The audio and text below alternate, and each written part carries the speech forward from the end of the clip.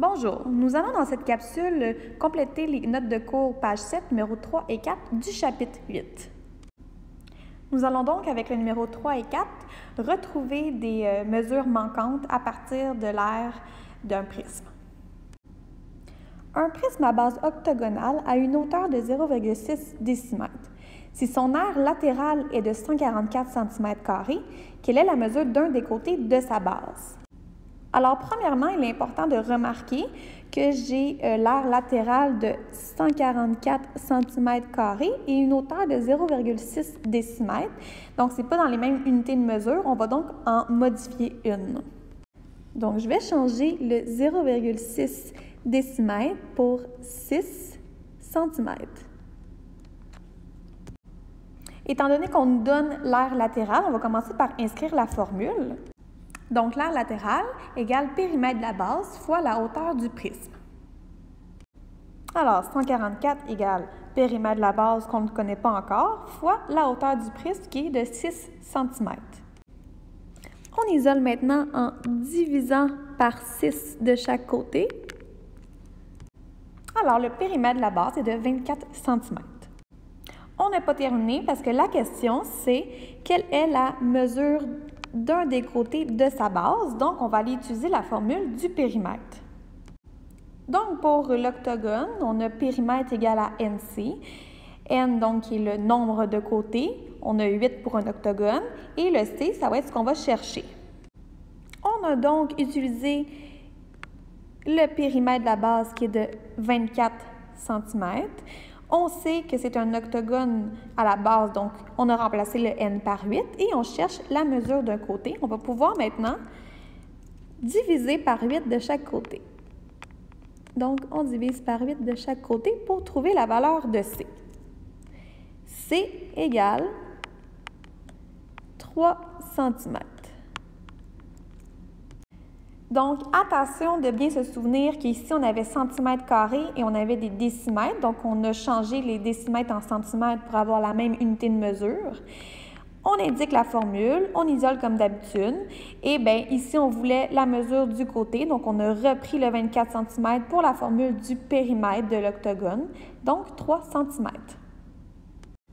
Allons-y avec le numéro 4. Donc, un prisme a une aire totale de 360 cm² et son aire latérale est de 240 cm².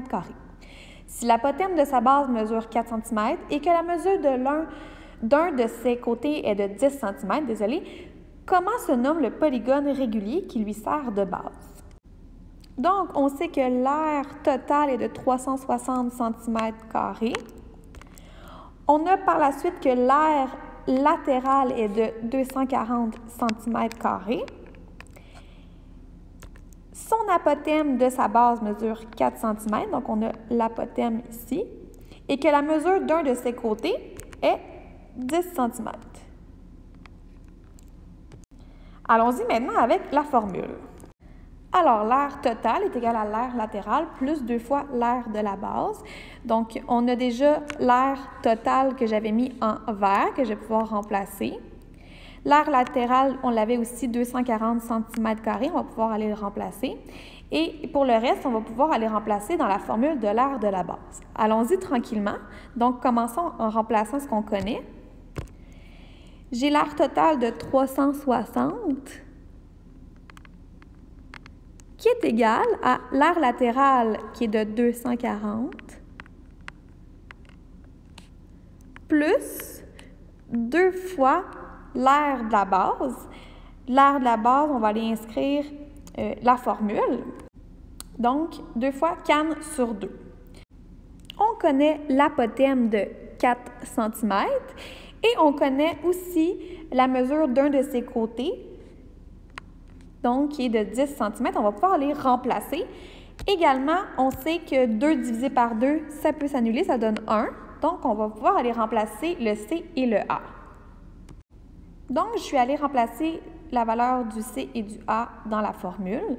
Maintenant, je peux aller isoler le N, donc en faisant moins 240 de chaque côté. Moins 240.